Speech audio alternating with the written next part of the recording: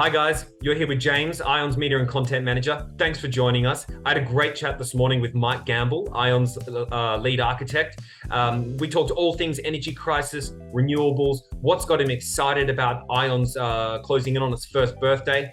We talked about exchanges and listings. It was a short, sharp chat this morning. We're going to bring you more of these, so be sure to like and subscribe. If you want some more of these AMAs that we've just recently done, Mike spoke to our Italian community in a lovely AMA recently. And also Adam Bumpus, our executive director and co-founder, spoke to RedGrid's CMO, Brooke Kennedy, of all things solar miner, talking from the rooftops of Venice Beach and talking about new energy players in the US and globally. And you can check that out here. Otherwise, check us out in the comments. You can find us on all our socials, and we'll bring you more of these each week. Thanks. Hi, Mike. So thanks for joining me. Hey, James. How you going? Good. A little bit colder than you in Perth. It's a bit different. Yeah. Winter over here. Yeah. I'm in Central Victoria, in a state in Australia, and I'm near a mountain, and it was 0 this morning, which is pretty chilly. So, okay, yeah. You win. You definitely win. So we've got some great questions. I think that the community wants to know. We're just a brief, short, sharp update for the world as we press on with the solar miner campaign. Mike, the elephant in the room. Where do you see the energy crisis going? You've lived through a few, so is this any different?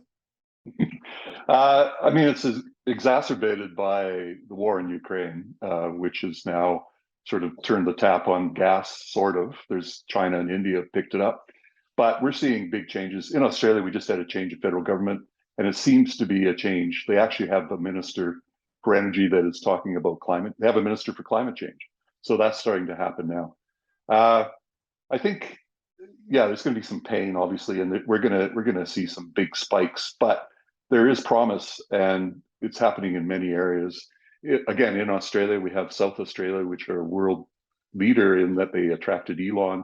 It was about 4 or 5 years ago where the towers blew over and the whole state was out for like 4 or 5 days, ice cream melted, that sort of thing. And Elon came in and said, I will fix this within 100 days or your money back. And he did. And what we don't hear so much in our mainstream media here is that it's a huge success story. It actually, every month, it was more than what they thought. When we do have crises here, and especially Victoria next door to us, South Australia, we get renewables from them. Like, that's where we get our uptake. So yeah, it's all happening. And so it is positive. We're glad. I think so. Yeah. There's going to be pain. There's change, but the change is faster now because of world events, which is a good thing. Yeah. Crises are usually learning moments. So in that vein, have you seen meaningful change towards renewables recently? Are there some notable highlights? Like, let's give the viewers some positivity. Anything cool? Yeah, sure. Anyone who follows, so we have this other company, RedGrid.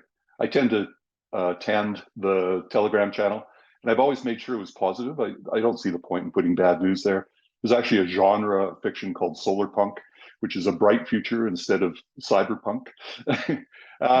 But besides the South Australia things, there's things like my interest, which is in batteries, which I always thought this is the game changer. And we're involved in some of those sort of things. Anyone out there, please have a look at forumenergy.com. They're a startup out of MIT.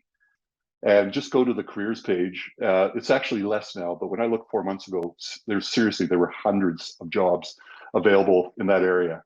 And that's where it's all coming from. Like, when you start to look at the numbers in terms of jobs, the coal industry, wherever you may be, is shrinking rapidly, and it just pales in comparison to renewables that are coming up. So it is happening. If governments would just get out of the way, we can make it happen. Indeed. As ION closes in on its first birthday, what's got you excited about ION? Anything, things you can, things you can't mention, but what's got you excited? Yeah. I think everything I can mention, we're starting to hint at. We need to get better at educating and spreading our word, because we're still pretty excited. First of all, amazing, first birthday, what a ride.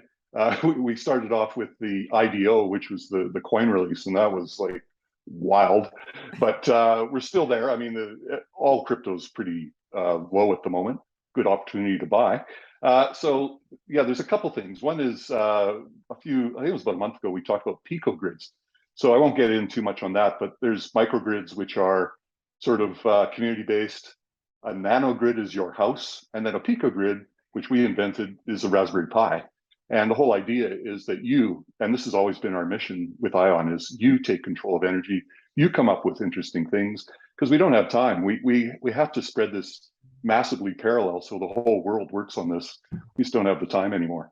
The other thing, which I find even more exciting, and we got Holochain's, he used to be a core developer, Phil Beadle, who happens to live in Melbourne, and great guy. He's creating this thing called ION World. And if you go to ion.world, you'll see that someone's taken the domain. That's us. And he's creating a game. So like we learned a while ago in the Holochain dev camps that the most effective way to educate is through a game. And he's created it in Unity. So if you're familiar with that, and it hooks into Holochain. But it starts off with basically his street, but we'll of course let the whole world add to it. And what's really cool is he's got a power wall at his house and some solar panels. He's now substituting in real and what's in the game.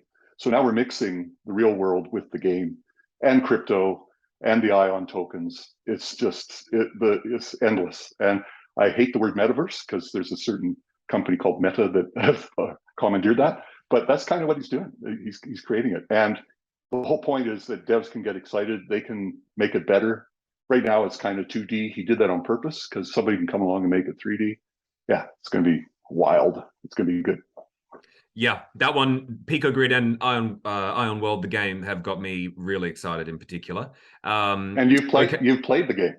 Yeah, and potentially got a high score. So we'll see as the game gets more and more advanced to see if my score travels with the complexity of the game. However, as far as ION and exchanges, is there another one coming? When's the next one? What is it? All the ifs, whens, hows, whats. That's what they want to know.